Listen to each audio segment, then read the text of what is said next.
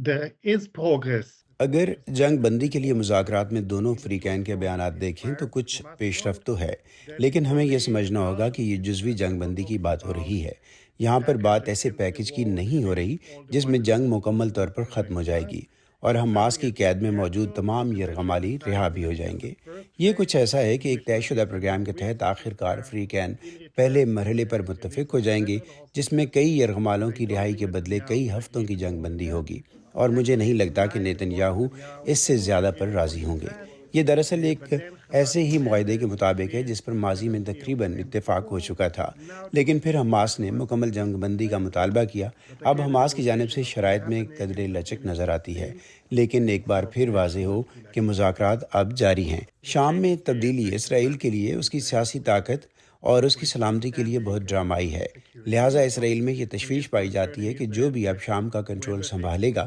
وہ بہرحال پہلے سے زیادہ انتہا پسند ہو سکتا ہے۔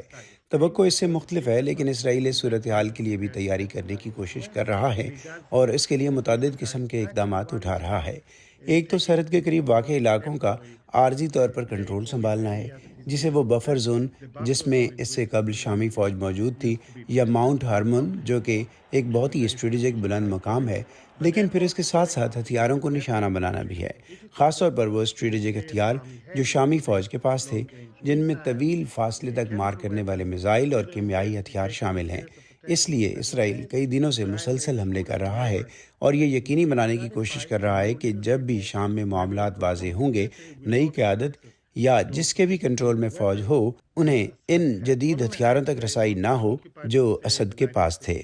گولان ہائٹس کو اسرائیل نے 1967 کی 6 روزہ جنگ کے دوران شام سے چھین کر قبضہ کر لیا تھا۔ مغربی کنارے اور غزہ کے برعکس گولان کی پہاڑیوں کا الحاق تقریباً 40 سال قبل اسرائیل نے کر لیا تھا۔ گولان ہائٹس کی ایک اسٹریٹجک اہمیت ہے کیونکہ اس کی بلندی سے پورا اسرائیل نیچے کی جانب دیکھا جا سکتا ہے۔ اس لیے جب اسرائیل نے اس پر آباد کاری کا فیصلہ کیا تھا تو کہا تھا کہ یہ مغربی کنارے کی 9 آبادیوں کے مقابلے میں زیادہ جائز ہیں، کیونکہ اسرائیلی قانون کے مطابق یہ باضابطہ طور پر اسرائیل کا حصہ ہے، اور اب فیصلہ یہ ہے کہ مزید پیش رفت کی جائے اور گولان کی پہاڑیوں میں آبادی کو دوگنا کیا جائے۔ یہ دراصل اس فیصلے سے کافی ملتا جلتا ہے جس کا اعلان نفتالی بینٹ اور لیپڈ کے پچھلے اسرائیلی اتحاد نے کیا تھا۔ دراصل 3 سال قبل دسمبر میں انہوں نے آبادی کو دوگنا کرنے کا تقریباً یہی فیصلہ کیا تھا۔ اور پھر بتاتا چلوں کہ یہ مغربی کنارے کے مقابلے میں اسرائیل میں بہت کم متنازع ہے، لیکن یہ بھی یاد رہے کہ اس بات کا فیصلہ کرنے کا مطلب یہ نہیں کہ ایسا بھی ہو جائے گا جیسا کہ اکثر اسرائیلی پالیسی میں ہوتا رہتا ہے۔ یہ نیتن یاہو کے اتحاد کی جانب سے ایک پیغام ہے کہ وہ گولان ہائٹس میں رہنے کا ارادہ رکھتے ہیں اور اس سلسلے میں کسی سمجھوتے کے لیے تیار نہیں ہیں، اگرچہ ماضی میں نیتن یاہو شام کے ساتھ امن کے بدلے گولان کی پہاڑیوں سے انخلاء کے لیے بات چیت کر رہے تھے۔